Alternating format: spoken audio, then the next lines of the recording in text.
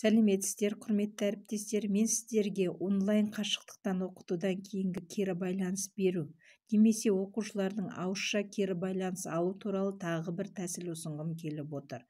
Бұл смартфон телефонда өзінде орналасқан, жүктеп әуре болмайсыздар. Міне телефонның бірінші бетінде Google ұяшығын бассаңыздар, Duo бағдарламасы орналасқан. Осы Duo бағдарламасының үстінен бассаңыздар, міне мынандай бет ашылады.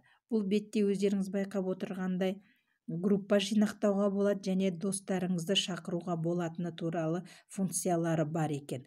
Осы функцияларды өздеріңіз іске асыруға болады. Менде байқап отырсаңыздар 10-шы сыныпта жаңаға группа жинақталған. Осы группаны ашып үстінен көруге болады. Міне үстінен басамын. Міне мынандай бет ашылады. Бұл жерде оқушылардан келген хабарландыру болса, міне хабарландыруды үстінен басамын. Хабарландыру ашылды. Енді осы хабарландыруға жауап қайтару үшін мына шетінде тұрған смайлингті бассақ, міне мынандай нелері шығады. Осының ішінен біреусін басып оқушыларға жауап беруге болады. Міне смайлинг келді.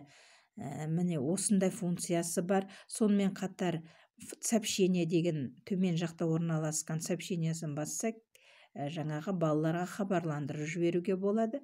Және начать дейді, мына жерде видео арқылы балалармен бір уақытта, бір мезетте сөйлесуге болатыны мүмкіншілігінде айтып кеткім келеді.